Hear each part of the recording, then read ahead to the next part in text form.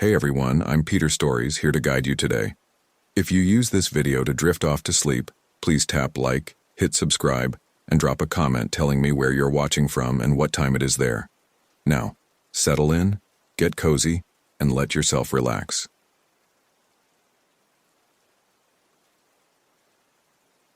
My name is Robert Johnson, and I am 29 years old.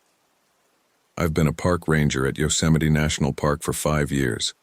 This happened during the fall of 2023, when the missing person case of Emily Parker turned into something that still haunts me.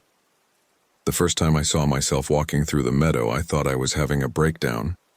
It was October 15th, just past dawn, and I was conducting my morning patrol along the Mirror Lake Trail. The autumn mist was still clinging to the valley floor, and Half Dome loomed above me like a sleeping giant. I'd stopped to check on a fallen tree that had been reported blocking part of the trail when I saw him. He was maybe 200 yards away, walking through the meadow with the same confident stride I recognized from watching myself in security camera footage. Same height, same build, same Park Service uniform. Even from that distance, the resemblance was unmistakable. I was looking at myself. My first rational thought was that it had to be another ranger, maybe someone I hadn't met. Someone who just happened to look similar from a distance. But as I watched, the figure turned and waved at me, and I could see his face clearly. It was my face. Exactly my face. I raised my hand to wave back, more out of shock than courtesy, and the other Robert Johnson mimicked the gesture perfectly. Then he smiled. My smile. And walked into the tree line, disappearing among the towering pines. I stood there for a long moment, my heart hammering against my ribs, trying to process what I'd just seen. Stress hallucination, maybe. I'd been pulling a lot of overtime lately, and the changing season always brought its own pressures. People got lost more easily when the daylight hours shortened and the weather became unpredictable. I decided not to mention the incident to anyone. Rangers were supposed to be reliable, stable people who could handle emergencies without losing their heads. Seeing things that weren't there didn't exactly fit that profile. But 2 days later, Emily Parker went missing, and everything changed. Emily was a 25-year-old photographer from San Francisco who'd come to Yosemite to capture the fall colors. She was an experienced hiker with proper gear and a detailed itinerary. She'd planned to photograph sunrise from Glacier Point, then hike down to the valley floor via the Panorama Trail. When she didn't return her rental car by the scheduled time, the rental company contacted the Park Service. I was assigned to investigate. I found Emily's car in the Glacier Point parking area, but something was wrong. The doors were unlocked, and her camera bag was sitting on the passenger seat, unusual for someone who'd gone hiking.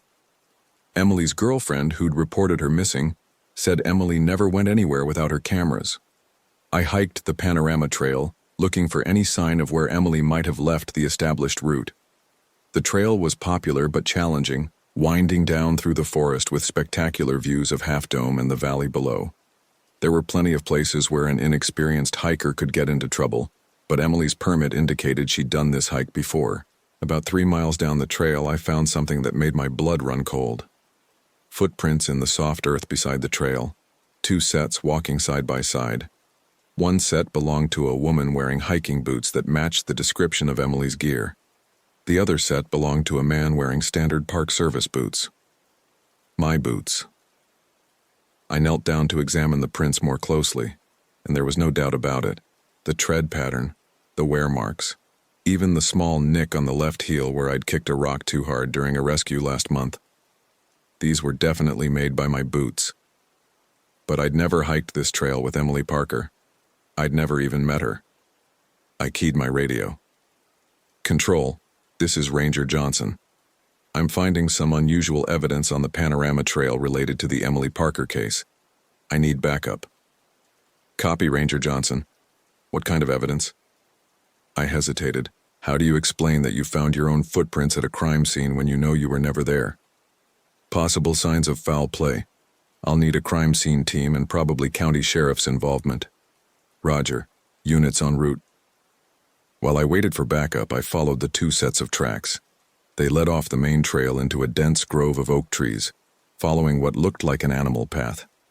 The tracks were clear for about 100 yards, then they simply stopped, not at a cliff edge, not at a stream, not at any natural barrier. They just ended as if both Emily Parker and whoever was wearing my boots had simply vanished into thin air. I searched the area thoroughly, looking for any other signs of disturbance. That's when I found the first photograph. It was one of Emily's pictures, printed on professional photo paper and pinned to a tree trunk with a wooden stake. The image showed the Yosemite Valley at sunrise, a beautiful composition that captured the golden light on the granite cliffs. But there was something in the background that made my stomach drop. In the lower right corner of the photograph, partially hidden in shadow, was a figure in a park ranger uniform. The figure was too distant to make out clearly, but the pose was familiar, hands on hips, looking out over the valley. It was the same pose I struck every morning when I paused at Glacier Point to watch the sunrise. I found 6 more photographs pinned to trees in a rough circle around the area where the tracks disappeared. All of them were Emily's work, all professionally printed, and all of them contained the same shadowy figure in ranger uniform. But the last photograph was different. It showed Emily Parker herself, sitting on a fallen log in what looked like this very grove. She was smiling, but her eyes were wide with fear. Standing behind her with his hands on her shoulders was someone in a ranger uniform, someone who looked exactly like me. The photograph was signed on the back in Emily's handwriting. October 17th, 2023. Met the nicest ranger today. Robert Johnson offered to show me some secret photo spots. Can't wait to see what we find. October 17th was yesterday, and I'd been working the Eastern District all day, nowhere near the Panorama Trail. My backup arrived 20 minutes later, 2 other rangers and a county sheriff's deputy. I showed them the evidence, carefully omitting the part about the footprints matching my boots. They agreed that the photograph suggested foul play, but they were more interested in the possibility that someone was impersonating a park ranger than in the supernatural implications I was starting to consider. Could be someone who stole a uniform, suggested Ranger Martinez, or bought one online. Happens more often than you'd think. We'll want to interview all the male rangers who match the general description, added Deputy Wilson, starting with you, Johnson. I spent the next 3 hours being questioned about my whereabouts during Emily Parker's disappearance. My alibis were solid. I'd been working with other rangers, had radio logs to prove my location, and had even stopped for lunch at a place where the security cameras would have recorded my presence. But I knew the truth was more complicated than a simple case of impersonation. That night I couldn't sleep. I kept thinking about the figure I'd seen in the meadow 3 days earlier, the one who'd waved back at me with my own hand. I'd dismissed it as a hallucination then, but now I was starting to wonder if I'd actually seen something impossible. At 2 a.m., I gave up on sleep and decided to drive back to the area where Emily had disappeared. I told myself I was looking for more evidence, but really I was hoping to prove to myself that this was all just an elaborate hoax. The Glacier Point parking area was empty except for my truck. I took my flashlight and hiked down the dark trail, following the route I'd traced earlier. The forest was eerily quiet. No owl calls, no rustling of small animals, just the crunch of my boots on fallen leaves. I reached the grove where the tracks had disappeared and started a more thorough search. If someone was impersonating me, there had to be physical evidence. Footprints in different boots, tire tracks from their vehicle, some sign of how they'd gotten Emily Parker out of the area. That's when I heard whistling. It was a tune I recognized immediately. Take Me Home Country Roads by John Denver. I whistled it all the time when I was hiking alone, usually without even realizing I was doing it. The whistling was coming from deeper in the forest, and it was definitely my voice.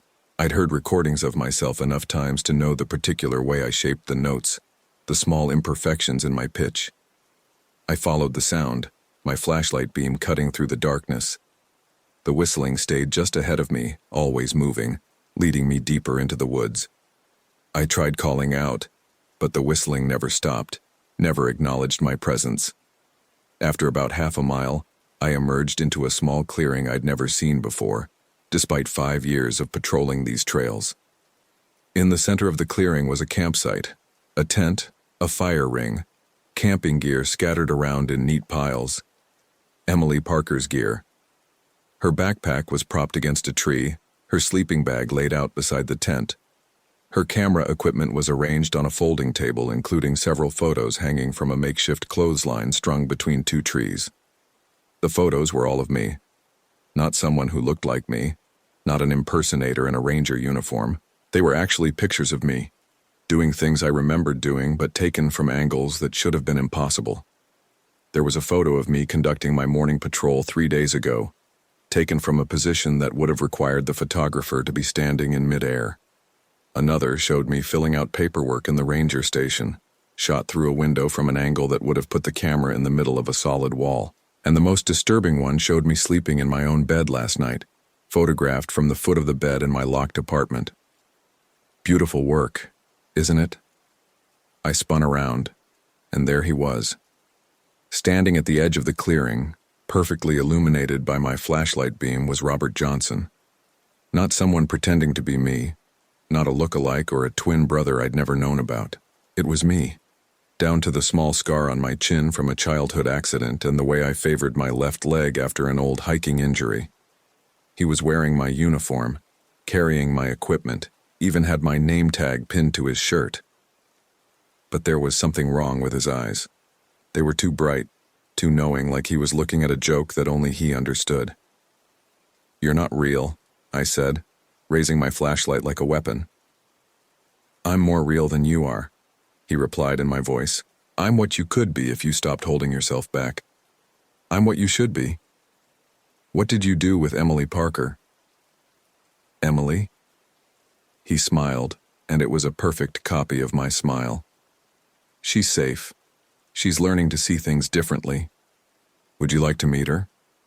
He gestured toward the tent, and I could see movement inside, a shadowy figure sitting up, as if awakened by our conversation. "Emily?" I called. "Emily, if you're in there, I'm here to help you." The tent flap opened and Emily Parker crawled out. But like my doppelganger, there was something wrong with her. She moved too smoothly, too gracefully, like she was floating instead of walking. And her eyes had the same too bright quality as the other Roberts. "Robert," she said, but she was looking at my doppelganger, not at me. "You didn't tell me there were two of you." "There aren't," the other Robert said. "There's only one of me. He's just a rough draft." Emily looked at me then, and I could see that her pupils were completely dilated, as if she'd been drugged. "Which one is real?" she asked. "I am," we both said simultaneously. The other Robert laughed. "You see, even he's not sure anymore, but I'll prove it to you, Emily. Watch." He reached into his pocket and pulled out something that made my heart stop. It was my wallet, the one I'd left in my apartment that morning, locked in my dresser drawer. He opened it and began reading from my driver's license. Robert James Johnson, born June 15, 1994, in Fresno, California. 5 feet 11 inches, brown hair, brown eyes. He looked up at me. "Everything you are, I am. Everything you've done, I've done better. Every memory you have, I have a clearer version. I'm not your copy, you're mine." "That's impossible." "Is it?" He started walking toward me, and I noticed that his footsteps made no sound on the fallen leaves. "You've been feeling disconnected lately, haven't you? Like you're going through the motions of your life without really living it? Like you're watching someone else's experiences instead of having your own?" He was right, and that terrified me. For months, I'd been feeling like I was sleepwalking through my days, like I was an actor playing the role of Robert Johnson instead of actually being him. "That's because you're the copy," he continued. "You're the shadow, the reflection, the echo. I'm the real Robert Johnson, and I've been waiting for the right time to reclaim my life." "Prove it." He smiled and pulled out a small photo album. "Remember your first day as a ranger? You were so nervous you threw up behind the visitor center before your shift started. But no one else knows that story." He was right. I'd never told anyone about that. "Remember the little girl who got lost on the mist trail 2 years ago? You found her hiding in a cave, scared and crying.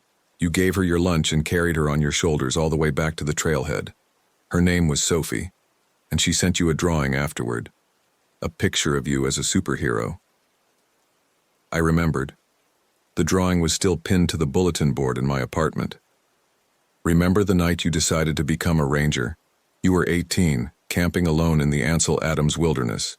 You woke up to see a meteor shower, and you felt like the universe was showing you where you belonged. Every memory he described was perfect, more detailed than my own recollections. It was as if he had access to a version of my life that was clearer and more vivid than the one I'd actually lived. "Who are you?" I whispered. "I'm you," he said. "The you that you were supposed to be. The you that exists in the spaces between heartbeats, in the moments when you're not quite paying attention to being yourself." Emily was watching this exchange with fascination, her drugged eyes moving back and forth between us like she was watching a tennis match. "I don't understand," she said. "How can there be two of the same person?" "There can't," the other Robert said. "That's why one of us has to go." He pulled out a gun, my service weapon, the one that should have been locked in the safe in my apartment. "I'm sorry, Robert, but there's only room for one of us in this life, and I've been doing such a better job of living it." I dove to the side as he fired, the muzzle flash lighting up the clearing like lightning. The bullet splinged off a tree where my head had been a second before. "Emily, run!"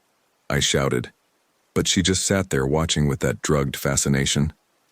I rolled behind a fallen log and drew my own weapon, but when I looked down at it, I realized it wasn't my gun. It was some kind of cheap replica, the kind of thing you'd buy at a costume shop. Even the bullets felt wrong, too light, like they were made of plastic. "Did you really think I'd let you keep the real weapons?" the other Robert called out. "I told you, I'm the real one. I get the real gun, the real uniform, the real life." He fired again, and this time the bullet punched through the log inches from my head. Splinters of wood exploded into my face, and I could smell the sharp scent of gunpowder. I had to get out of there, but I couldn't abandon Emily Parker. Whatever was happening to her, whatever drugs or mind control my doppelganger had used, she was still my responsibility. "Emily," I called out, "you have to snap out of it. This isn't real." "But it feels real," she replied dreamily. "Everything feels more real with him than it did before. The colors are brighter, the sounds are clearer. He showed me how to really see things." I risked a look around the log and saw the other Robert advancing on my position, gun raised. In the moonlight, his face looked exactly like mine, but there was something predatory in his expression, something that had never been part of my personality. "You know what your problem is?" he called out. "You never take risks. You never push boundaries. You follow the rules. You fill out the paperwork. You go home to your empty apartment and watch Netflix until you fall asleep on the couch." He was getting closer, and I was running out of cover. "I've been living your life for the past week, and I've done more in 7 days than you've done in 5 years. I asked Sarah Martinez out for coffee, something you've been too scared to do for months. I applied for that promotion to head ranger that you keep saying you're going to apply for. I've been actually living instead of just existing." Another shot, closer this time. I could hear him moving through the undergrowth, circling around to get a better angle. "And Emily here has been helping me document everything. She's quite talented with a camera, you know. She's been taking pictures of me being you, and they're beautiful. Much better than the boring life you were living." I made a decision. Instead of trying to hide, I stood up and faced him directly. "If you're really me," I said, "then you know I'd never hurt an innocent person. Emily Parker doesn't deserve to be part of whatever this is." The other Robert stopped advancing, his gun still trained on me. "You're right," he said. "I wouldn't hurt her. But you're not innocent, Robert. You're the thing that's been holding me back, keeping me from being everything I could be. Then let her go. This is between us." He considered this for a moment, then nodded to Emily. "Go wait by the tent, sweetheart. This won't take long." Emily stood up with that same unnatural grace and walked to the tent without looking back. Whatever hold he had over her, it was complete. "Now," the other Robert said, "let's finish this." He raised his gun and I saw my own face looking down the barrel at me. But in that moment I realized something important. He was wrong about being the real Robert Johnson, not because of some metaphysical truth about identity or consciousness, but because of something much simpler. The real Robert Johnson would never, ever point a gun at an unarmed person. "You're not me," I said quietly. "I don't know what you are, but you're not me." Something flickered in his expression. Doubt, maybe, or confusion. "I have all your memories," he said, but his voice was less certain now. "You have copies of my memories, but you don't have my conscience. You don't have my moral center. You're like a photograph of a person. All the details are there, but there's no soul behind it."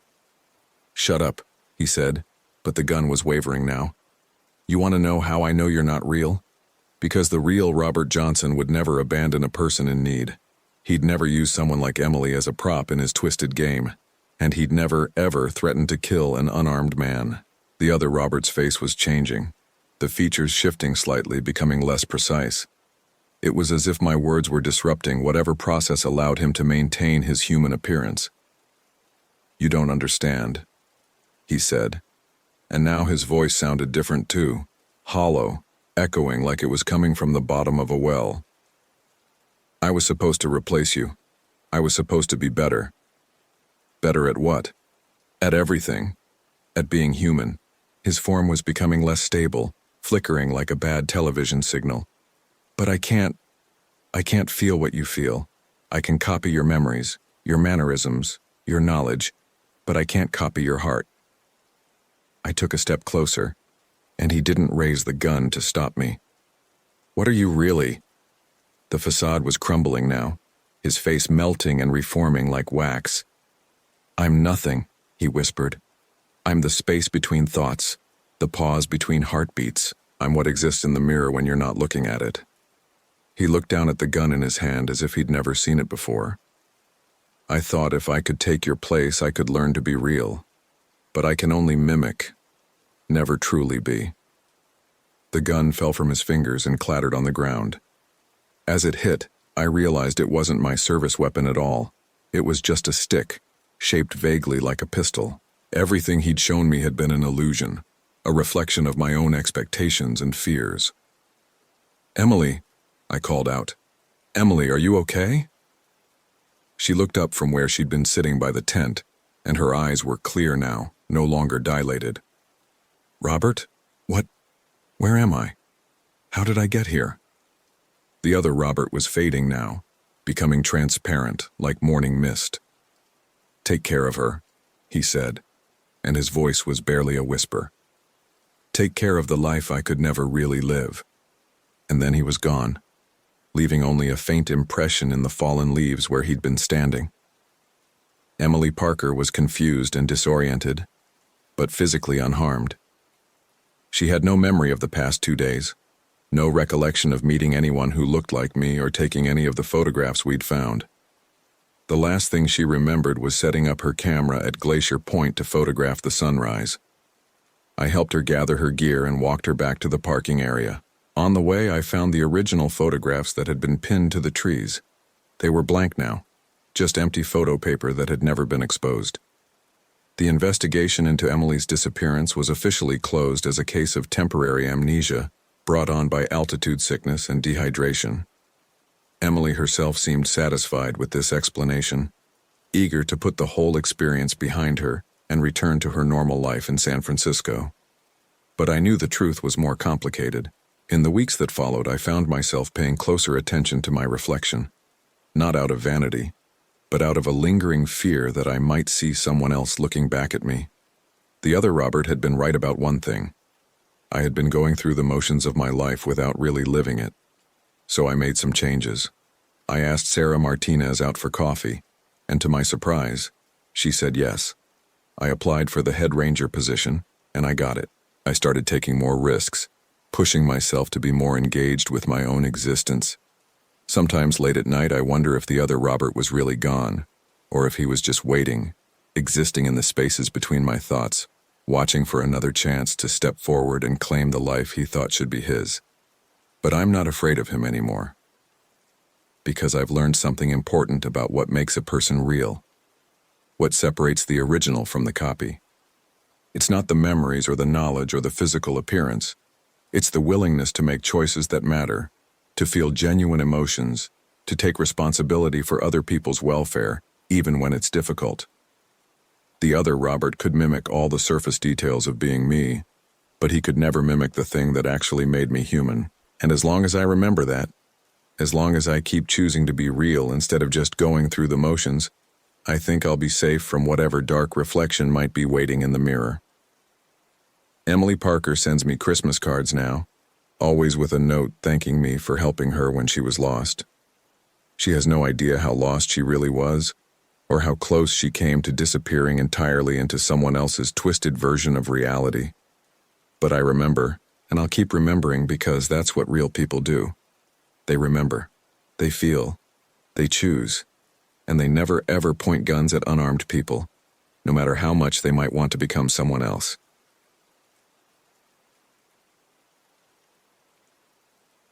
The Cannibal Winter. My name is Robert Johnson and I am 39 years old. I've been a park ranger at Grand Teton National Park for 16 years. This happened during the fall of 2023, when the missing person case of Jennifer Williams turned into something that still haunts me. And it all started when I found evidence of cannibalism in the backcountry and realized that something ancient and hungry was stalking the mountains. The radio crackled to life at 6:42 p.m. on October 20th, just as the first winter storm of the season was beginning to blanket the Teton Range in snow. I was finishing my patrol near Jenny Lake when dispatch came through with a code yellow that would soon escalate into our worst nightmare. Ranger Johnson, we have a 27-year-old female, Jennifer Williams, reported overdue from a solo backpacking trip in the Cascade Canyon area. Last known contact was 3 days ago via satellite communicator from the backcountry campsite at Inspiration Point. She was scheduled to return yesterday morning. I keyed my radio, feeling the familiar knot of worry form in my stomach. Late October in the Tetons was unforgiving. Sudden blizzards could trap even experienced hikers for days, and Jennifer Williams had been out there during the season's first major storm. Copy that, dispatch. ETA to Jenny Lake Trailhead 12 minutes. Weather conditions for the search area? Severe weather warning in effect. 8 inches of new snow in the high country, winds gusting to 40 mph. Temperature at Inspiration Point currently minus 12 degrees Fahrenheit. We're looking at a potential body recovery rather than rescue at this point. As I drove toward the trailhead, the severity of the situation weighed heavily on my mind. Jennifer Williams was an experienced mountaineer according to her backcountry permit, well equipped for winter conditions, but 3 days in a blizzard at 9,000 feet elevation would test even the most prepared hiker. I arrived at the staging area to find a search and rescue operation already in progress. Tom Bradley, my supervisor, was coordinating with a team of volunteer SAR members, but their faces told the story. In these conditions, we were likely looking for a body. Johnson, thank God you're here, Tom said as I approached. We've got a real situation brewing. Jennifer Williams isn't just overdue. We found her campsite this morning, and it's disturbing. What do you mean, disturbing? Tom handed me a digital camera, scrolling to a series of photos that made my blood run cold. The images showed Jennifer's campsite at Inspiration Point, but it looked like a war zone. Her tent was shredded from the inside out, her gear scattered across the snow, and there were dark stains everywhere that could only be blood. Jesus, I breathed. Bear attack? That's what we thought initially. But look at this. He scrolled to another photo that showed tracks in the snow around the campsite. They were humanoid, but wrong. Too long, too narrow, with what looked like claw marks at the tips. Those aren't bear tracks, I said. No, they're not. And there's something else. Tom's voice dropped to a whisper. We found human remains scattered around the area. Bones that have been gnawed clean, but not by any animal we know. The bite marks, they're human. A chill ran down my spine that had nothing to do with the mountain cold. You're saying someone was eating these remains? I'm saying something was, and Jennifer Williams is still missing. The hike to Inspiration Point normally took 3 hours, but in the blizzard conditions, it took us nearly 5. The wind howled through the canyon like the screams of the damned, and the snow was coming down so hard we could barely see 10 feet ahead. But as we climbed higher into the mountains, I began to notice things that didn't belong in any natural winter landscape. Trees that had been stripped of bark and flesh as if something had been gnawing on them. Animal carcasses scattered along the trail, picked clean of meat but left to rot in the snow. And the smell. Even in the freezing air, there was an underlying stench of decay and something else. Something that smelled like spoiled meat mixed with human sweat. We found Jennifer Williams's campsite just as the photographs had shown it. The destruction was even more horrific in person. Fabric and gear scattered across a wide area, mixed with what were unmistakably human bone fragments. Some of the bones showed clear tooth marks, and several had been cracked open as if something had been trying to get at the marrow inside. "Spread out and search the immediate area," Tom ordered. "Look for any sign of Jennifer, but stay within visual contact. Whatever did this might still be in the area." I followed a trail of disturbance through the snow, leading away from the campsite toward a stand of dead trees. The tracks I was following were definitely human, but there was something wrong with the stride length. Too long, as if whoever was making them had unnaturally extended legs. That's when I found the cache. Hidden beneath a fallen log was a collection of human remains that had been carefully arranged and preserved in the snow. Skulls, femurs, rib cages, the bones of at least 4 different people, all showing the same gnaw marks I'd seen at the campsite. Some of the bones had been fashioned into crude tools, knives, scrapers, needles. But it was what was hanging from the trees above the cache that made me stumble backward in horror. Human skin, stretched and dried like leather, had been fashioned into primitive clothing. I could make out the outlines of faces, hands, even tattoos that had been preserved in the tanning process. Someone had been skinning their victims and wearing their flesh. I radioed the discovery back to Tom, my voice shaking. "I've found evidence of cannibalism. Multiple victims. This isn't an animal attack. We're dealing with someone who's been hunting people." "Copy that. Continue searching for Jennifer Williams, but exercise extreme caution. We're dealing with a serial killer." I pressed deeper into the forest, following the increasingly erratic tracks. The trail led up a steep slope toward a cave system I'd never seen before, despite 16 years of patrolling these mountains. As I approached the cave entrance, the stench of death became overwhelming. From inside the cave came a sound that froze my blood. Someone was eating. The wet, tearing sounds of flesh being consumed, mixed with satisfied grunts and the cracking of bones. I drew my sidearm and approached the cave entrance, my flashlight beam cutting through the darkness. What I saw inside will haunt me until the day I die. The creature crouched over a fresh corpse was once human, but barely recognizable as such. It stood nearly 8 feet tall, its limbs elongated and twisted into unnatural proportions. Its skin was pale and mottled, stretched tight over a skeletal frame that looked like it was slowly starving despite the feast spread before it. But it was the face that truly horrified me. The features were human, but wrong. The jaw had extended into a muzzle filled with sharp yellowed teeth, and the eyes had sunk deep into the skull, glowing with a malevolent intelligence. Antlers, or what looked like antlers, protruded from its skull, and its hair had fallen out in patches, leaving bare scalp covered in scars and bite marks. The creature was feeding on what had once been Jennifer Williams. Her body was partially consumed, and the thing was using its elongated fingers to tear strips of flesh from her bones, stuffing them into its mouth with savage hunger. It looked up at me with those glowing eyes and smiled, revealing a mouth full of human teeth that had been filed to points.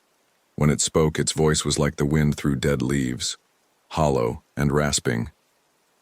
"Ranger," it said, chunks of flesh falling from its mouth. "I've been waiting for you." "What are you?" I managed to whisper, my weapon trained on the creature's center mass. "I am hunger," it replied, rising to its full height. "I am winter. I am the Wendigo, and these mountains are my hunting ground." The name sent ice through my veins. I'd heard the legends, stories told by the Native American tribes who'd lived in these mountains for centuries, before white settlers arrived. The Wendigo was a creature of cannibalism and starvation, a human who had consumed human flesh and been transformed into something monstrous. "Jennifer Williams," I said, looking at the mangled corpse. "Did you kill her?" The Wendigo laughed, a sound like breaking bones. I gave her a choice: starve in the storm or eat the meat I provided. She chose to live. And in eating human flesh, she became like me. That's impossible. She's dead. Death is just the beginning, the creature said, gesturing to the shadows deeper in the cave. The hunger never dies. It only grows stronger. That's when I saw them. Other figures moving in the darkness, shambling forward into the light of my flashlight. They had once been human, but the transformation was in various stages of completion. Some still looked mostly human, but with elongated limbs and yellowed teeth. Others were further along, their features twisted into monstrous caricatures of their former selves. And there, among them, was Jennifer Williams. She had been dead for less than a day, but the change was already beginning. Her limbs were stretching, her skin was taking on the mottled pallor of the Wendigo, and her eyes were starting to glow with that same malevolent light. "Jennifer," I called out, "can you hear me? Can you understand what's happening to you?" She looked at me with eyes that held a flicker of recognition, but when she opened her mouth to speak, only a hungry moan came out. The transformation was irreversible. The person she had been was gone, replaced by an insatiable hunger for human flesh. "You see," the original Wendigo said, "the hunger spreads. Each victim becomes a new hunter. Soon these mountains will be full of us, and your precious tourists will become our cattle." I backed toward the cave entrance, keeping my weapon raised. "How many people have you turned?" "Dozens over the decades. Every hiker who disappears, every camper who goes missing. They all end up here, in my caves, feeding the hunger. And now, you will join them." The pack of transformed humans began moving toward me, their movements becoming more coordinated as their hunger focused on me. I could see the intelligence in their eyes. They weren't mindless monsters, but predators working together to trap their prey. I fired at the original Wendigo, but the bullets passed through it as if it were made of shadow and ice. It laughed again, and I realized that conventional weapons were useless against something that had transcended human mortality. But Jennifer Williams was still in the early stages of transformation.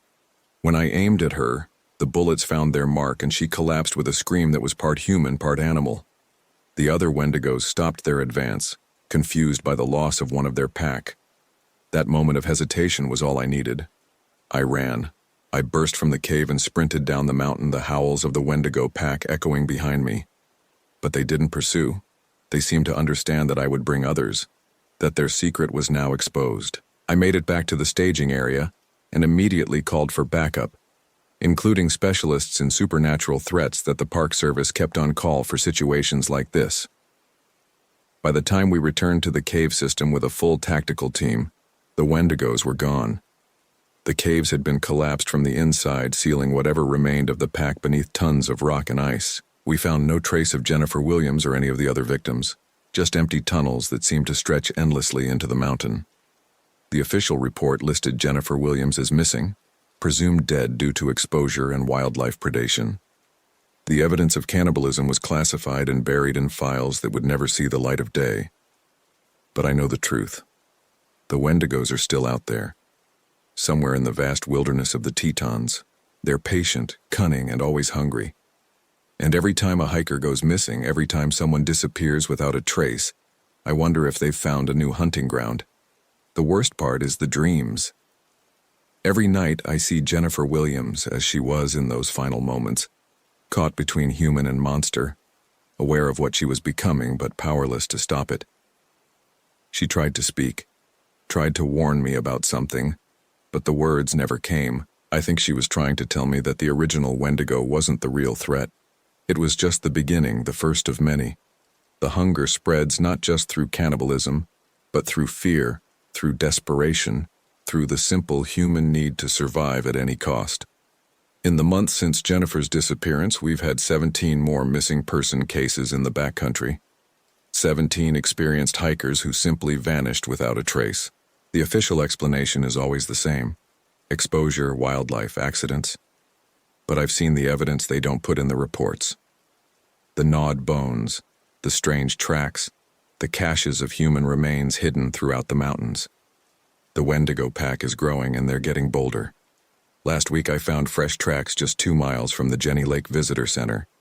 Human tracks, but with that characteristic elongated stride that meant only one thing. They're moving closer to civilization, losing their fear of exposure. I've requested a transfer to a different park, somewhere warmer, somewhere without the long winters that feed the Wendigos power. But my supervisor denied the request. He says I'm needed here, that my experience with the wildlife situation makes me valuable. I think he knows more than he's letting on. I think the Park Service has been dealing with this problem for decades, covering up disappearances and managing the Wendigo population like any other dangerous predator. But Wendigos aren't animals. They're former humans who remember what it was like to be civilized, to have families and dreams and hopes for the future. That's what makes them so dangerous. They understand us because they used to be us. The temperature is dropping again. Winter is coming early this year, and that means the hunting season is about to begin. I can feel them out there in the darkness, watching the visitor centers and trailheads, selecting their next victims. Jennifer Williams was just the beginning. Before this winter is over, the Wendigo pack will have grown substantially, and eventually, they'll become too numerous to hide, too bold to contain. When that happens, the real horror will begin, because a Wendigo doesn't just want to eat you, it wants you to become like it, to join the endless hunger that defines its existence. My name is Robert Johnson, and I've been a park ranger at Grand Teton National Park for 16 years. I've seen things in these mountains that would drive most people insane, but the worst thing I've learned is that sometimes the choice between dying and becoming a monster isn't really a choice at all. The hunger is coming, and when it arrives, we'll all have to decide what we're willing to do to survive, even if it means giving up our humanity in the process.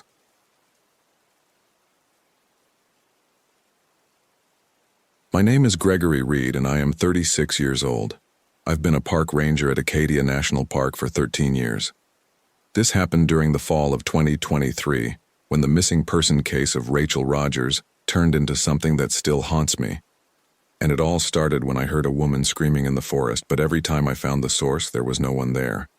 Only the lingering scent of death and the terrible certainty that someone was about to die.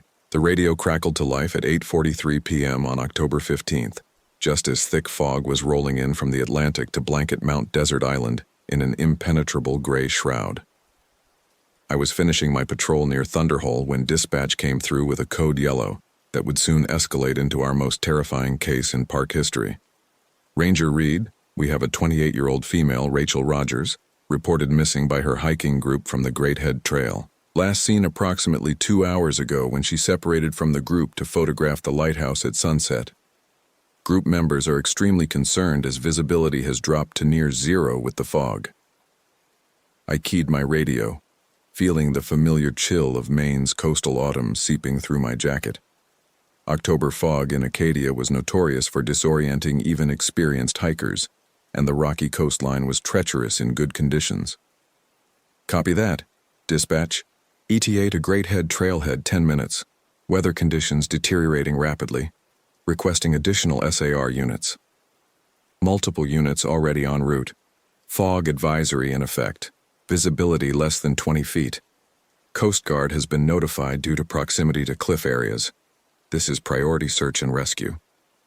As I drove toward the Great Head Peninsula, something felt wrong about this call beyond the obvious dangers.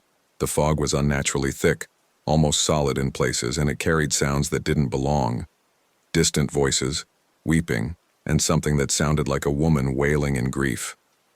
I'd heard stories from the old-timers who'd worked Acadia for decades, tales about spirits that wandered the rocky coastline, restless souls of those who'd died in shipwrecks or fallen from the cliffs. They spoke of omens, of warnings that came before tragedy struck. I arrived at the Great Head parking area to find chaos. 4 members of a photography group were huddled around their vehicles, their faces pale with worry and something else. Fear. The fog was so thick I could barely see them from 10 feet away. "Thank God you're here," said Marcus Thompson, the group leader. He was a man in his 40s with graying hair and the steady hands of a professional photographer. But those hands were shaking now. Rachel's been missing for over 2 hours. She went to get shots of Bass Harbor Head Lighthouse for her portfolio, but she should have been back by sunset. I gathered my gear and emergency supplies, checking my radio and GPS unit. The fog was so dense that electronic navigation would be nearly useless. Tell me exactly what happened. Did she seem upset about anything? Notice anything unusual? That's the thing, said Sarah Martinez, another group member. She was acting strange all day. She kept saying she heard someone crying, someone calling for help. But whenever we stopped to listen, there was nothing. A chill ran down my spine that had nothing to do with the coastal wind. What kind of crying? A woman, Sarah continued, wrapping her arms around herself. Rachel said it sounded like someone grieving, like a mother who'd lost her child. It was really bothering her. She's always been sensitive to that kind of thing. Sensitive how? Marcus answered reluctantly. Rachel has experiences sometimes. She sees things, hears things that other people don't. Her grandmother was the same way, Irish family, lots of old superstitions about omens and spirits. I felt ice form in my stomach. In 13 years of park service, I'd learned that the sea had a long memory, and the rocky coast of Maine held more than its share of tragic history. Did she mention seeing anything specific? She said she saw a woman in white walking along the cliff edges, Sarah whispered. Always just at the edge of her vision, never there when she looked directly. And the crying. It was getting louder as the day went on. I knew I had to find Rachel Rogers quickly. The combination of thick fog, treacherous terrain, and whatever supernatural influences might be at work made this a deadly situation. I need you all to stay here and coordinate with the other search teams. I'm going to follow her likely route to the lighthouse. The Great Head Trail in fog was like walking through a gray void. My flashlight beam barely penetrated 3 feet, and the sound of waves crashing against the rocks below seemed to come from everywhere at once. But as I hiked deeper into the mist, I began to hear something else. Crying. Distant but unmistakable, a woman's voice raised in anguish and grief. I followed the sound, leaving the marked trail to pursue what I hoped was Rachel Rogers in distress. But the crying seemed to move, always just ahead of me, leading me deeper into the maze of granite outcroppings and tide pools that made up the coastline. Rachel, I called out. Rachel Rogers, can you hear me? I'm Park Ranger Reed. The crying stopped abruptly, replaced by a silence so complete it was like the fog had swallowed all sound. Then from very close by came a whisper that made my blood freeze. She's going to die tonight. The voice was female, accented with the lilting cadence of old Ireland, but it carried an otherworldly quality that no human throat could produce. I spun around, searching with my flashlight, but saw nothing except gray mist and black rock. Who's there? I demanded. Show yourself. Instead of an answer, the crying resumed, but now it was coming from multiple directions, not just one woman, but several. Their voices raised in a chorus of supernatural grief, and underneath their lamentations, I could hear words in what sounded like Gaelic, an ancient language of sorrow and warning. I pressed forward, following a narrow path along the cliff edge that led toward the lighthouse. The fog seemed to be getting thicker with each step, and the temperature was dropping rapidly. My breath formed clouds that mixed with the mist, and I could feel moisture condensing on my gear like tears. That's when I found Rachel's camera. The expensive DSLR was sitting on a flat rock beside the trail, its memory card removed, but the LCD screen still displaying the last image she'd captured. In the photograph, barely visible through the fog, was the silhouette of Bass Harbor Head Lighthouse. But standing in front of it was something that shouldn't exist. A woman in a flowing white dress, her long hair streaming in a wind that wasn't touching anything else in the image. Her face was turned away from the camera, but her posture spoke of infinite sadness, of grief so profound it had torn a hole between the world of the living and the realm of the dead. A banshee, the death omen of Celtic folklore, appearing to warn of impending tragedy. I pocketed the camera and continued along the trail, now certain that Rachel Rogers was in mortal danger. The banshee's appearance was a warning, but it was also a countdown. According to the old stories, once the keening began, death would follow before dawn. The crying grew louder as I approached the lighthouse area, but now it was joined by other sounds. Rachel's voice calling out in terror and pain.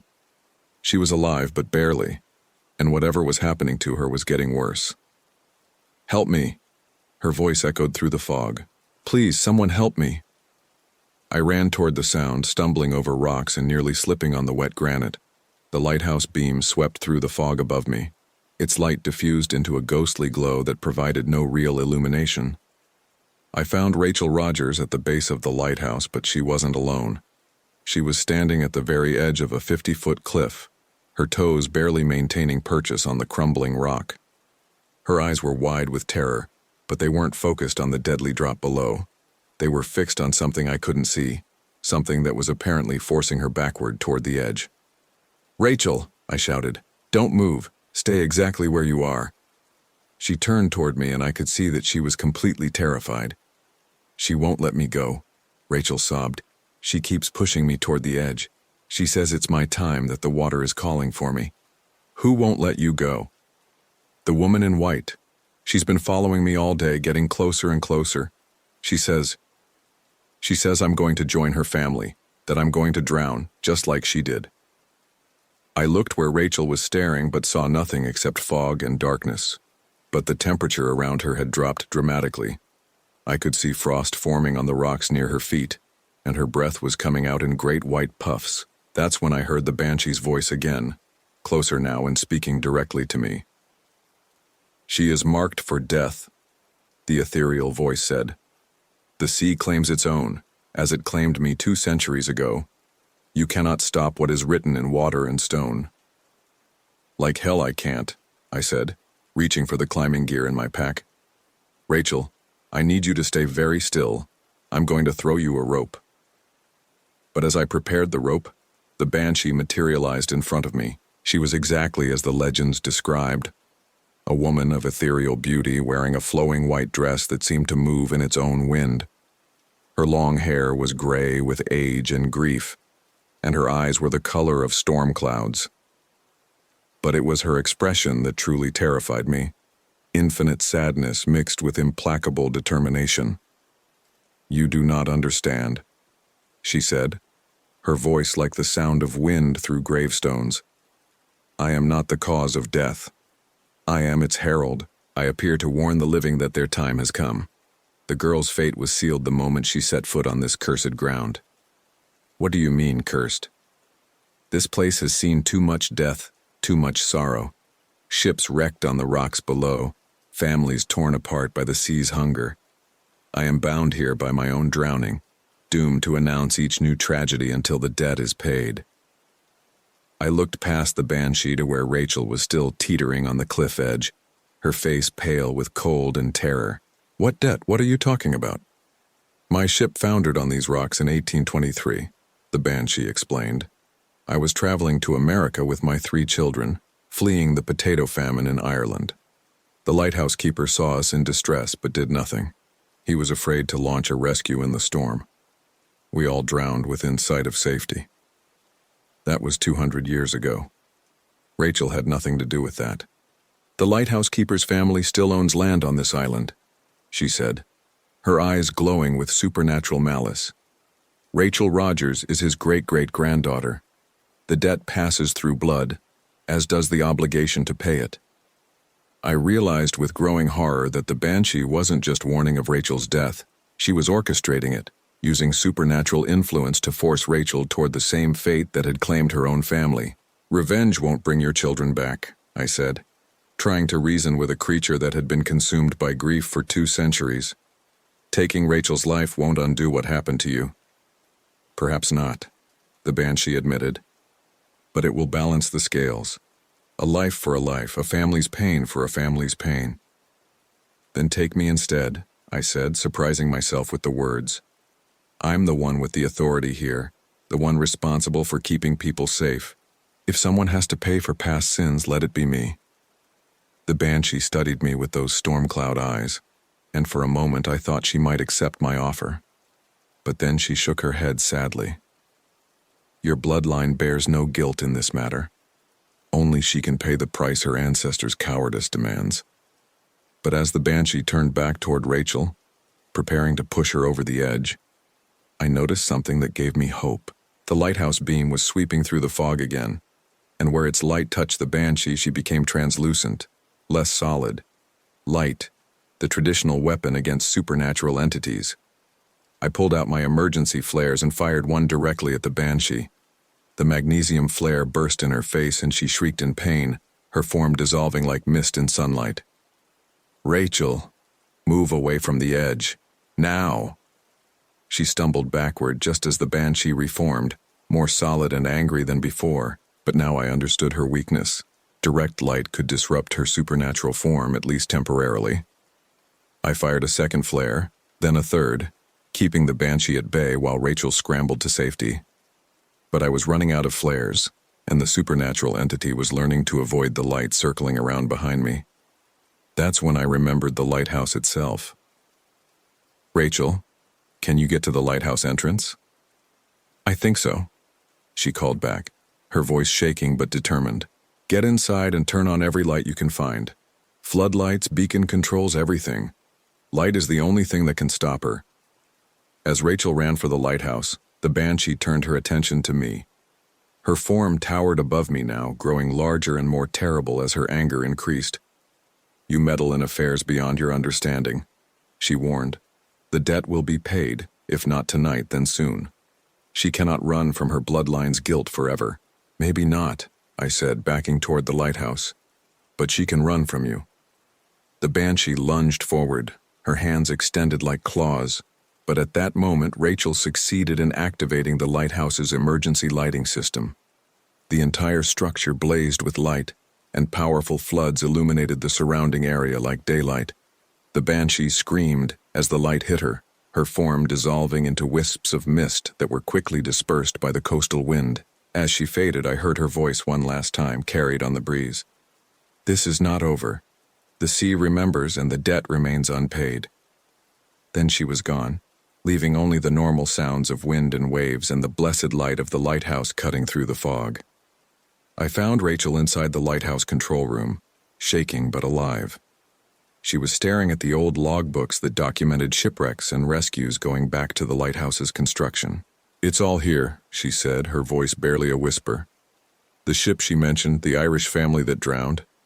And look at this. She showed me an entry from October 15th, 1823, exactly 200 years ago to the day. The lighthouse keeper had indeed failed to launch a rescue, claiming the weather was too dangerous. A woman named Moira O'Sullivan and her 3 children had drowned within sight of shore. My great-great-grandfather was the lighthouse keeper, Rachel said, tears streaming down her face. She was right about the bloodline, but that doesn't make me responsible for what he did. No, it doesn't, I agreed. The sins of the past don't justify punishing the innocent. We waited in the lighthouse until the fog cleared and the other search teams could reach us. Rachel was taken to the hospital for observation, but was physically unharmed. The official report listed the incident as a search and rescue operation, complicated by severe weather conditions. But I knew the truth. The banshee was still out there, bound to the coastline by her grief and anger, waiting for another opportunity to claim what she believed was owed to her. In the weeks that followed, I researched everything I could find about Moira O'Sullivan and her family. I learned that they had been fleeing the Irish potato famine, seeking a new life in America. The lighthouse keeper Thomas Rogers had indeed been Rachel's ancestor, and his decision not to attempt a rescue had haunted him for the rest of his life. I also discovered that Rachel wasn't the first of his descendants to encounter the banshee. Every few decades, when the family line produced someone with the sensitivity to see supernatural entities, Moira O'Sullivan would appear, seeking her revenge. Most of the encounters ended in tragedy, unexplained accidents, drownings, deaths that were attributed to natural causes but followed the same pattern. The banshee was patient, persistent, and utterly implacable in her quest for vengeance. But Rachel had survived, and in doing so she had proven that the banshee's curse could be broken. The key was light, not just physical light, but the light of truth, of understanding, of refusing to let the sins of the past define the present. 6 months later, Rachel returned to Acadia with a team of paranormal researchers. Together, we performed a ceremony at the lighthouse on the anniversary of the O'Sullivan family's drowning.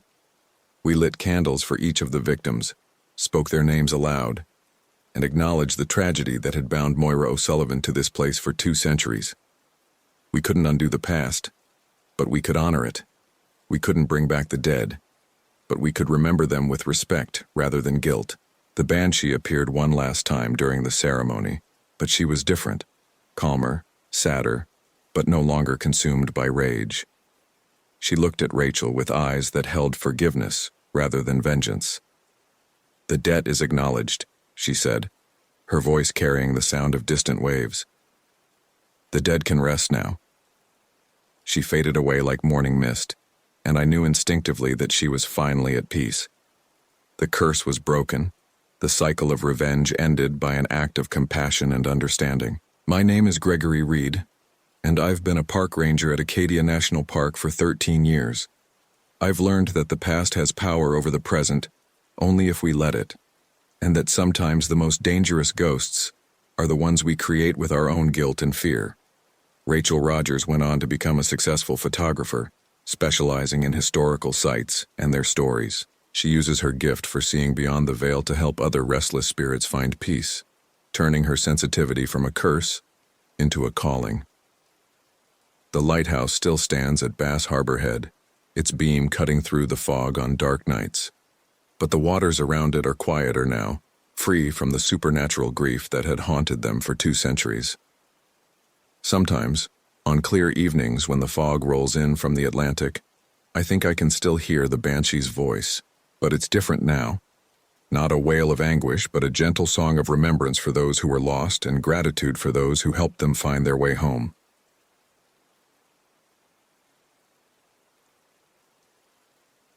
My name is Michelle Young, and I am 35 years old. I've been a park ranger at Redwood National and State Parks for 11 years. This happened during the fall of 2023, when the missing person case of Jonathan Phillips turned into something that still haunts me. The ancient redwoods had stood sentinel over Northern California for over 2,000 years, but something was hunting among them now that was even older. I first noticed the pattern 3 weeks before Jonathan Phillips disappeared. Hikers were reporting strange encounters along the Tall Trees Trail, glimpses of pale figures moving through the forest with unnatural speed, the sound of what seemed like children laughing in areas where no children should be. Most disturbing were the reports of finding small animals drained of blood, left hanging from branches like grotesque ornaments. At first, I attributed it to the usual seasonal phenomena. October brought longer nights and misty conditions that could play tricks on the mind. The redwood groves could be eerie places even in daylight, with their cathedral-like atmosphere, and the way sound seemed to get swallowed by the massive trees. But then the dream started. Every night for a week I had the same nightmare. I was walking through the forest in complete darkness, following the sound of a woman singing. The voice was beautiful but ancient, with an accent I couldn't identify. She sang in a language that predated English, predated anything I recognized, but somehow I understood every word. She was calling to me, promising eternal life, eternal youth, eternal power. All I had to do was come to her, let her kiss me, let her share her gift. In the dream, I always found myself walking toward the voice, despite every rational thought screaming at me to run. I would wake up with puncture wounds on my neck, 2 small holes, perfectly round, just deep enough to draw blood. They healed completely within hours, leaving no trace except for the memory and a lingering weakness that lasted all day. On October 20th, Jonathan Phillips checked in for a 3-day solo camping trip in the backcountry. 42 years old, a software engineer from Portland who made the drive to the Redwoods twice a year for what he called digital detox camping. No phone, no GPS, just a compass and paper maps like hikers used 50 years ago. Jonathan was experienced and well prepared. He'd been making this same trip for a decade without incident. His campsite reservation was for a remote area accessible only by a 5-mile hike through old-growth forest, a place where the trees were so massive that 3 people holding hands couldn't reach around their trunks. When he failed to check out on October 23rd, I was assigned to investigate. I hiked into the backcountry with my partner, a bloodhound named Tracker, who'd been with the Park Service for 6 years. The October air was crisp and clean, filled with the rich scent of redwood bark and the earthy smell of fallen leaves decomposing on the forest floor. Tracker picked up Jonathan's scent trail easily enough from his abandoned car. The trail led along the established path for the first 3 miles, then veered off into a section of forest that wasn't on any official maps. This area was considered too sensitive for public access. The trees here were among the oldest living things on Earth, some predating the birth of Christ. As we followed the scent trail deeper into the ancient grove, I noticed that something was wrong with the forest itself. The usual sounds were missing. No bird calls, no rustle of small animals, no buzz of insects. Even the wind seemed muted, as if the very air was holding its breath. Tracker began acting strangely about 2 miles off the main trail. He would follow the scent for a few yards, then stop and whine, looking back at me with troubled eyes. Several times he sat down and refused to continue until I coaxed him forward. That's when I found the first body. It wasn't Jonathan Phillips. This was someone who'd been dead much longer. Months, maybe years.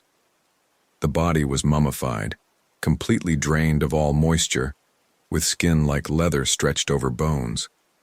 But what made my blood run cold was the expression frozen on the corpse's face. Pure terror, mouth open in a silent scream, eyes wide within fear so intense it had been preserved in death. And at the throat, 2 neat puncture wounds. I called for backup, but my radio was dead. Not static, not interference. Completely silent, as if the signal was being absorbed by something in the forest itself. Tracker found the second body 50 yards away, in the same mummified condition. Then a third, and a fourth. All of them showed the same signs: complete exsanguination and those 2 telltale marks on the neck. I was looking at a mass grave, but instead of being buried, the bodies had been arranged in a careful circle around a massive redwood tree that had to be at least 3,000 years old. At the base of the tree, someone had carved symbols into the bark, old symbols that hurt to look at directly, symbols that seemed to writhe and shift when I wasn't focusing on them. In the center of the circle, propped against the ancient tree, was Jonathan Phillips. He was alive, but barely. His skin was pale as moonlight, and I could see dark veins standing out like a road map under his translucent flesh. He was conscious but seemed to be in some kind of trance, staring up at the canopy with a dreamy expression. "Jonathan? Jonathan Phillips? Can you hear me?" He turned toward the sound of my voice, and I saw that his eyes had changed. They were still brown, but now they reflected light like an animal's, glowing with an inner luminescence that didn't belong to any human. "She's beautiful," he whispered, his voice hoarse and weak. "She's been waiting for me. Waiting for so long. Who's been waiting for you, Jonathan?" "The lady of the trees. She's older than the forest, older than the mountains. She's been sleeping in the roots of this tree for centuries, dreaming of the day when someone would be worthy of her gift." I knelt down beside him and saw the puncture wounds on his neck, fresh ones, still seeping blood. But unlike the corpses surrounding us, Jonathan wasn't dead. Something was keeping him alive, maintaining him in this suspended state between life and death. "Jonathan, I'm going to get you out of here. Can you walk?"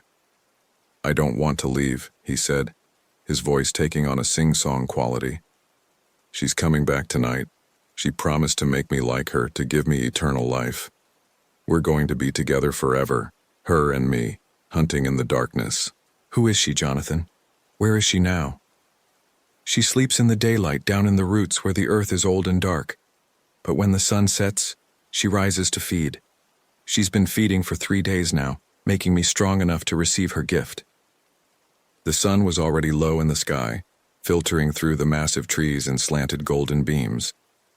I had maybe an hour of daylight left, and something told me I didn't want to be in this grove when darkness fell. I tried to lift Jonathan to his feet, but he was heavier than he should have been, as if something was anchoring him to the spot. and when I touched his skin, it was ice cold, like touching a corpse. "She won't let me leave," he said with that same dreamy smile. "Not now, when I'm so close to transformation. Tonight is the blood moon, and that makes her power strongest. Tonight she'll make me her eternal companion." I looked up through the canopy and realized he was right. The full moon rising above the trees had a reddish tint that I'd never seen before, as if it were reflecting the light of some cosmic fire. Tracker was whining constantly now, his hackles raised, staring at something in the shadows between the trees. I followed his gaze and saw movement, slow, graceful figures gliding between the massive trunks like dancers. They were children at first glance, no more than 10 or 12 years old. But as they came closer, I could see that their apparent youth was just another lie. Their faces held the wisdom and cruelty of centuries, and their eyes glowed with the same inner light I'd seen in Jonathan's. "Her other children," Jonathan whispered. "She's been collecting them for decades. Some of them have been with her since the 1800s, when the loggers first came to cut down the trees. She saved them from death and gave them eternal life in the shadows. There were at least a dozen of them circling our position with predatory patience. They moved without sound, their feet barely touching the ground, and when they smiled, I could see fangs that were designed for one purpose only." "She's coming," Jonathan said, his voice filled with anticipation. "Can you feel her? She's rising from the deep earth, climbing up through the roots of the ancient tree." I could feel something, a vibration in the ground, a tremor that seemed to come from far below. The symbols carved into the tree trunk began to glow with a sickly green light, and I could hear something else now. Singing. The same voice from my dreams, calling out in that ancient language, promising eternal life to anyone willing to accept her kiss. "Run," Jonathan said suddenly, his eyes clearing for just a moment. "Run while you still can. She's been calling to you in your dreams, hasn't she? She wants you for her collection. Wants to add a park ranger to her family of the undead. I'm not leaving without you. You don't understand." His voice was urgent now, fighting against whatever influence held him. "She's not just a vampire. She's something older, something that was already ancient when the first humans came to this continent. She's the spirit of the forest itself turned dark and hungry by centuries of violence and death." The singing was getting louder, and I could see something moving at the base of the great tree. The earth was bulging upward, as if something massive was pushing up from below. "The loggers who tried to cut down her tree," Jonathan continued, his words coming faster now. "The Native Americans who worshipped her before they learned to fear her. The Spanish explorers who stumbled into her domain. She's been feeding on them all, turning the strongest into her servants and leaving the rest as mummified husks." The ground split open with a sound like thunder, and she emerged. I had expected something obviously monstrous, but the Lady of the Trees was beautiful in the way that predators are beautiful, perfectly designed for killing. She appeared to be a woman in her 20s, with pale skin that seemed to glow with inner moonlight and long black hair that moved as if it were underwater. She was wearing a dress that might have been white once, but was now stained with centuries of blood. And when she looked at me with eyes like black stars, I felt my will beginning to crumble. "Welcome, child," she said, her voice like honey over broken glass. "I've been calling to you for weeks now. You've felt my summons in your dreams, tasted my kiss on your throat. Why do you resist what you know you want?" I tried to draw my sidearm, but my hands wouldn't obey.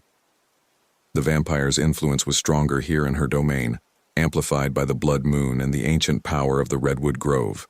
"You cannot harm me with mortal weapons," she continued, gliding closer with movements that defied gravity. "I am older than your civilization, stronger than your technology. I have survived ice ages and volcanic eruptions, droughts and floods. What makes you think you can stand against me?" "I protect this forest," I managed to say, fighting against the compulsion to kneel before her. "These trees, these lands, they're under my protection." She laughed, a sound like wind chimes made of bone. "You protect the forest?" "Child, I am the forest. Every tree that grows here grows from soil enriched by my victims. Every stream that flows here carries the memory of blood I have spilled. I am not some invader to be driven away. I am the dark heart of this place. The child vampires were closing in now, their eyes glowing like candles in the gathering darkness. Tracker had collapsed, not dead but unconscious, overwhelmed by the supernatural presence that filled the grove. "Let me show you the truth," the lady said, reaching out with one pale hand. "Let me show you what this forest really is." When her fingers touched my forehead, the world exploded into visions. I saw the redwood grove as it had been centuries ago, when the trees were young and the land was wild. I saw Native American tribes who had worshipped something dark that lived among the roots, bringing it offerings of blood and flesh to ensure good hunting. I saw Spanish conquistadors who had stumbled into the grove and been torn apart by creatures that moved too fast to see clearly. I saw loggers in the 1800s who had tried to cut down the ancient trees, only to discover that some things in the forest would kill to protect what was sacred. And I saw her, the lady of the trees, feeding on all of them, growing stronger with each death, adding to her collection of immortal servants, becoming more than just a vampire, becoming a force of nature itself. "You see," she whispered, her hand still pressed to my forehead, "I am not the enemy of this forest. I am its guardian, its protector, its dark goddess. And you could be too, if you would only stop fighting and accept my gift." The visions were overwhelming, but they also showed me something she hadn't intended. In every scene of death and feeding, there was one constant, the ancient tree at the center of the grove. She wasn't just connected to it, she was bound to it. The tree was her anchor to the physical world, the source of her power. And trees, no matter how ancient, could burn. I broke free from her mental grip and stumbled backward, reaching for the emergency flare gun on my belt. The lady hissed and lunged at me with inhuman speed, but I was already pulling the trigger. The flare struck the carved symbols on the tree trunk and erupted in brilliant red fire. The ancient bark, dry as paper after 3,000 years, caught immediately. Within seconds, flames were racing up the massive trunk toward the canopy far above. The lady of the trees screamed, a sound that shattered the supernatural silence of the grove and sent her child vampires scattering like roaches in sudden light. She pressed her hands to her head as if the flames were burning inside her skull. "What have you done?" she shrieked. "That tree is my heart, my soul, my connection to this world. Without it, I am nothing." "Then maybe it's time for you to be nothing," I said, firing a second flare into the dry undergrowth around the tree's base. The fire spread quickly in the drought-dry conditions, creating a circle of flames that the vampires couldn't cross. The lady herself was changing, her beautiful appearance flickering like a bad television signal. Sometimes she looked like the young woman I'd first seen, other times like something ancient and desiccated, barely held together by supernatural will. "You don't understand," she gasped, falling to her knees as the flames climbed higher. "I am the guardian of this place. Without me, who will protect the forest from those who would destroy it?" "The Park Service," I said. "That's our job now." She looked at me with something that might have been respect. "You would burn a 3,000-year-old tree to stop me?" "I would burn every tree in this forest to protect the people who visit it." The lady of the trees smiled one last time, and for a moment she looked almost human. Perhaps you are worthy of the forest after all." The ancient redwood collapsed with a sound like thunder, sending up a column of sparks and flame that must have been visible for miles.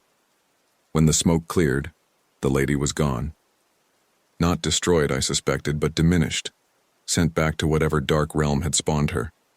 Her child vampires had vanished as well, probably scattered to the winds when their mistress's power was broken. The mummified corpses crumbled to dust in the heat of the fire, finally released from their eternal torment. Jonathan Phillips survived, though he spent 3 weeks in the hospital recovering from severe anemia and what the doctors called acute stress reaction. He had no memory of his time in the vampire's thrall, which was probably a blessing. He never went camping alone again. The official report listed the incident as a rescue operation complicated by a forest fire of unknown origin. The area around the burned tree was closed to public access, officially for ecological recovery, but really because we kept finding evidence of the lady's feeding ground, old bones, personal effects from hikers who'd gone missing over the decades, and symbols carved into trees that were probably best left undisturbed. I never had the dreams again, but sometimes, on nights when the moon is full and red, I swear I can hear singing in the distance. It's fainter now, weaker, but still there. The lady of the trees is gone, but she's not dead, just dormant, waiting for her power to rebuild. The redwood forest is safer now, but it's not entirely safe. It never will be. There are things that live in the deep woods that are older than human civilization, older than human understanding. My job isn't to destroy them all. It's to keep people away from the ones that are too dangerous to encounter. I've been transferred to a desk job now, officially for my own safety after the traumatic incident in the backcountry. But I still patrol the forest at night sometimes, watching for signs that something ancient and hungry might be stirring again among the roots of the surviving trees. The redwoods have stood for over 2,000 years, and they'll stand for 2,000 more. But some of the things that shelter in their shadows are older still, and they're always hungry, always hunting, always waiting for the next full moon to rise red over the ancient forest. I carry silver bullets now and wooden stakes, and a crucifix that belonged to my grandmother. They probably won't work against something like the Lady of the Trees, but they make me feel better when I'm walking alone through groves where the trees remember when the world was young and dark things ruled the night. The forest keeps its secrets, but some secrets have fangs and an appetite for human blood. I've looked into the eyes of something that was already ancient when Christ was born, something that has been feeding on human life for centuries beyond counting. I survived, but I'm marked now. I can feel it sometimes late at night, a hunger that regular food can't satisfy, a thirst that water can't quench. The lady's kiss left its mark on me, and sometimes I wonder if I'm still entirely human. But as long as I can still feel compassion for the people I'm sworn to protect, as long as I can still choose to stand between them and the darkness, I think I'll be all right. The redwoods are beautiful, but they're also haunted, and they're always watching, always waiting for someone to wander too far from the light and into their shadowy embrace. Blood moon over the redwoods. It's the most beautiful and terrible sight you'll ever see, if you live long enough to see it at all.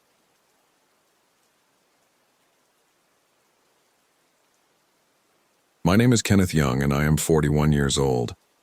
I've been a park ranger at Arches National Park for 19 years. This happened during the fall of 2023 when the missing person case of Benjamin Collins turned into something that still haunts me. And it all started when I realized that the animals in the desert were watching us with human intelligence, and that something ancient was hunting us while wearing the faces of our loved ones. The radio crackled to life at 7:15 p.m. on October 31st, Halloween night, as the desert sun was painting the red rock formations in shades of blood. I was completing my evening patrol near Delicate Arch when dispatch came through with a code yellow that would soon become our most disturbing case in decades.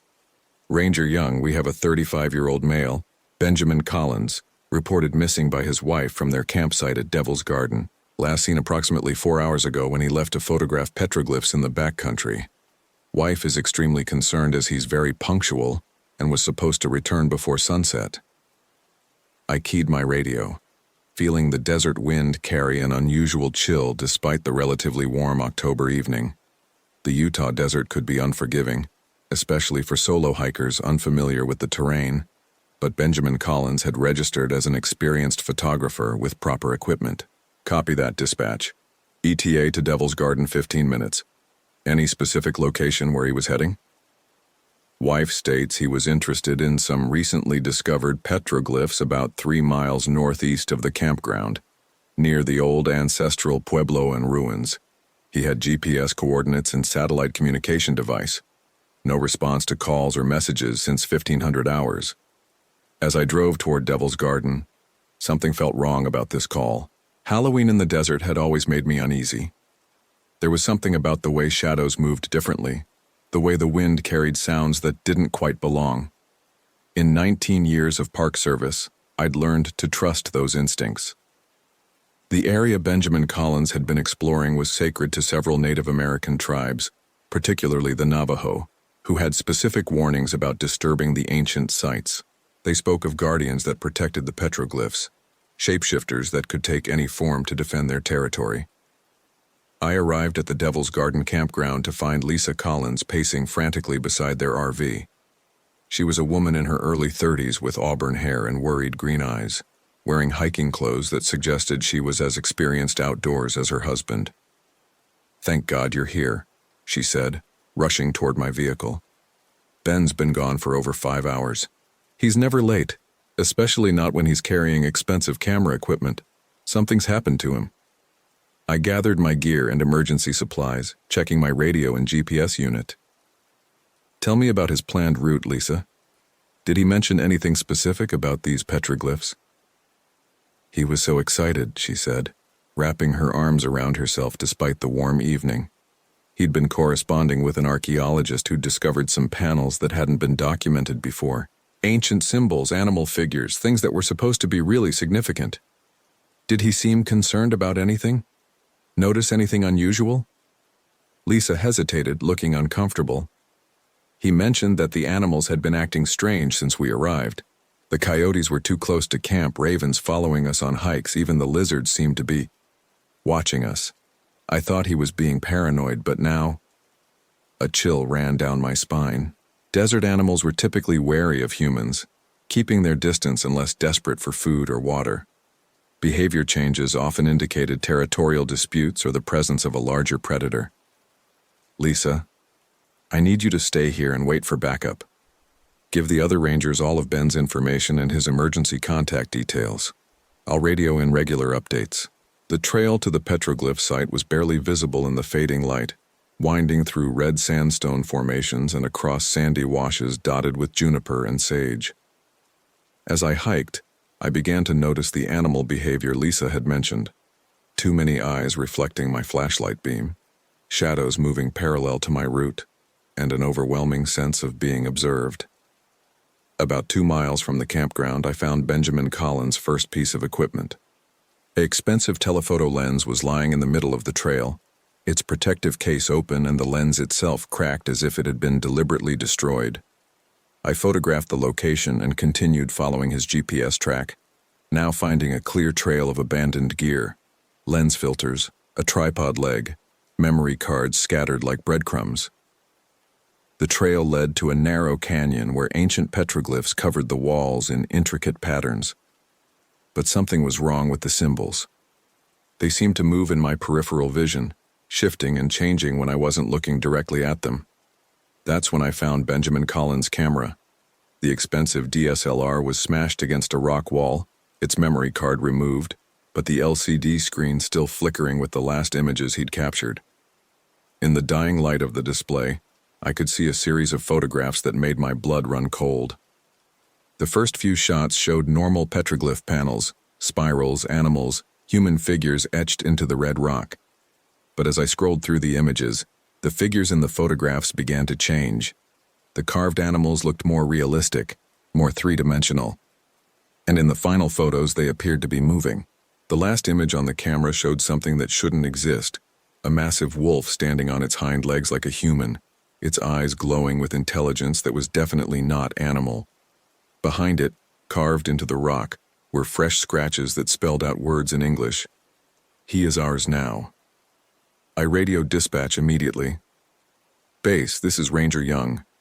I found evidence of foul play at the petroglyph site, requesting immediate backup and possibly FBI involvement. This appears to be a kidnapping with potential ritual elements." "Copy that, Young. Backup en route, ETA 30 minutes. What's your current status?" "Investigating further. We'll maintain radio contact." But as I tried to follow Benjamin's trail deeper into the canyon, my radio began picking up interference. Voices speaking in a language I didn't recognize, mixed with sounds that were definitely not human. The temperature in the canyon was dropping rapidly, and I could swear I heard footsteps echoing off the walls from multiple directions. That's when I saw him. Benjamin Collins was standing at the far end of the canyon, silhouetted against the last rays of sunlight. He appeared to be unharmed, but something about his posture was wrong. Too stiff, too alert, like a wild animal pretending to be human. "Ben," I called out. "Ben Collins, your wife is worried about you."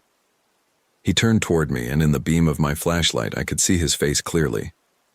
It was definitely Benjamin Collins, same features, same beard, same hiking clothes. But his eyes were wrong. They reflected light like an animal's, and when he smiled I saw too many teeth. "Ranger," he said, his voice carrying an odd echo in the canyon air. "I've been waiting for you. Ben, we need to get you back to your wife. She's been worried sick." "My wife?" The thing wearing Benjamin's face tilted its head with curiosity that seemed genuinely confused. "Yes, Lisa. I remember Lisa. She has such soft skin, such warm blood. I should return to her." Every instinct I had was screaming that this wasn't Benjamin Collins. The speech patterns were wrong, the body language was wrong, and there was something predatory in the way it looked at me. "What happened to your camera equipment?" I asked, keeping my distance. "Broken," it replied with a shrug. "Fragile human things break so easily, like bones, like spirits." I slowly reached for my sidearm. "Ben, I think you might have hit your head. You're talking strangely. Let me call for medical assistance." The creature that looked like Benjamin Collins laughed, a sound that echoed strangely off the canyon walls. "I am not injured, Ranger. I am transformed. I am more than I was before." "What do you mean, transformed?" "The old ones chose me. The guardians of this place saw that I was worthy, that I understood the power of the ancient symbols. They gave me the gift of true sight, true form." As it spoke, its appearance began to shift subtly. The face was still Benjamin's, but the proportions were wrong. Ears slightly too pointed, eyes a bit too large, skin taking on a grayish pallor that looked more reptilian than human. "You're not Benjamin Collins," I said, drawing my weapon. "What are you, and where is he?" The shapeshifter dropped all pretense of humanity. Its form flowed like water, cycling through different appearances, first a massive coyote, then a raven with human hands, then something that was part wolf and part human but all predator. "I am Skinwalker," it said, its voice now coming from multiple throats at once. "I am the guardian of sacred places, the hunter of those who defile ancient ground. Your friend came here seeking to steal our secrets, to capture our power in his electronic devices." "Where is Benjamin Collins?" "He is here," the Skinwalker said, its form settling into a perfect copy of me. Same uniform, same face, same voice. "He is part of me now, as you will be." I realized with growing horror that the creature could perfectly mimic anyone it had consumed. It had Benjamin's memories, his mannerisms, even his love for his wife. To Lisa, it would be indistinguishable from her real husband. "The old ways are returning," it continued in my own voice. "The barriers between worlds grow thin. We have been patient, but now we reclaim what was always ours." "Like hell," I said, firing at the creature, but bullets passed through it as if it were made of smoke and shadow. The Skinwalker laughed with my voice, then began to change again, cycling through forms I recognized. Other rangers, missing hikers from previous years, people who had simply vanished in the desert without a trace. "We are Legion," it said, now speaking with the voices of all its victims simultaneously. "We are the faces of everyone you have failed to save, everyone who wandered too far into our domain." I backed toward the canyon entrance but found my path blocked by other shapes emerging from the shadows. More Skinwalkers, wearing the faces of people I knew, fellow rangers, local residents, even my own supervisor. "You cannot escape," they said in unison. "This canyon is sacred ground and you have trespassed. The penalty is transformation." But as they closed in, I noticed something that gave me hope. The petroglyphs on the canyon walls were glowing with a faint silver light, and the Skinwalkers seemed to be avoiding certain symbols, spirals, circles, and geometric patterns that looked like protective wards. I pressed my back against the wall, directly beneath the largest concentration of the glowing symbols.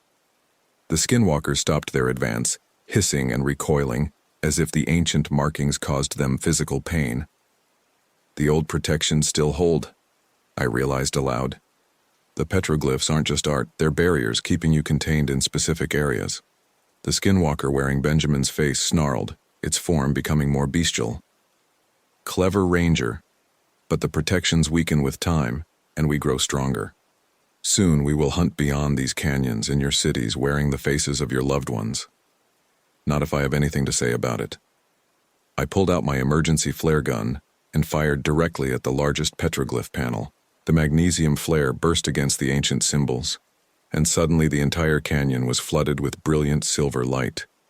The skinwalkers shrieked in agony, their stolen forms dissolving and reforming rapidly, as the protective magic of the petroglyphs was supercharged by the intense light. I saw their true forms for a brief moment, twisted amalgamations of human and animal parts, held together by dark magic and hungry malice. The light faded after several seconds, but it had been enough. The skinwalkers were gone, fled back to whatever realm they inhabited when not hunting in ours. But lying on the canyon floor, unconscious but breathing, was the real Benjamin Collins. I checked his pulse and found him alive but severely dehydrated and hypothermic. His memories of the encounter were fragmented. He remembered photographing the petroglyphs, then feeling watched, then waking up to the sound of my voice calling his name. The rescue team arrived shortly after, and Benjamin was airlifted to a hospital in Moab, where he made a full recovery. His camera equipment was never found, and the memory card from his camera had been completely wiped clean. But I kept the one piece of evidence that proved what had really happened. A single photograph that had somehow survived on my phone, showing the skinwalker in its true form, surrounded by the glowing protective symbols that had saved our lives. The official report listed Benjamin Collins as temporarily lost due to dehydration and mild hypothermia. There was no mention of skinwalkers, shapeshifters, or ancient protective magic. The Park Service preferred explanations that didn't require belief in the supernatural. But I knew the truth. The skinwalkers were real, and they were patient hunters who could wear any face, mimic any voice, fool anyone who hadn't learned to recognize the subtle signs of their deception. In the weeks that followed, I researched everything I could find about skinwalkers and the protective petroglyphs. I learned that several Native American tribes had been guardians of these sites for centuries, maintaining the barriers that kept the shapeshifters contained. But modern development, climate change, and simple neglect had weakened many of the protective sites. The skinwalkers were growing bolder, venturing further from their traditional hunting grounds, taking more victims. I began working with tribal elders who were willing to share their knowledge, learning to identify the signs of skinwalker activity and the proper rituals for maintaining the protective barriers. It became my unofficial mission to monitor the sacred sites and ensure that the ancient protections remained strong. 3 months after Benjamin's rescue, I encountered another skinwalker. This time, it was wearing the face of a missing hiker from Colorado, someone who had disappeared near Mesa Verde, but I was ready for it. Armed with silver-blessed ammunition and emergency flares that could activate the protective petroglyphs. The creature tried to deceive me, playing the role of confused victim perfectly. But I had learned to look for the subtle signs, eyes that reflected light wrong, speech patterns that were just slightly off, and the way they avoided touching certain symbols carved into the rocks. I destroyed that skinwalker and found the remains of its real victim, giving closure to a family that had been searching for months. Since then, I've encountered 7 more skinwalkers, each one wearing the face of someone who had vanished in the desert. Each time I was able to identify the deception and activate the ancient protections that could destroy them. But I know there are more out there, hunting in the vast wilderness areas where ancient magic still holds sway. They're patient, cunning, and always learning new ways to deceive their prey. The worst part is knowing that some of them have probably escaped their traditional boundaries. In an age of social media and global travel, a skinwalker could wear the face of someone from across the country, someone whose disappearance might not be connected to desert activities. They could be anywhere now, wearing any face, living any life they've stolen from their victims.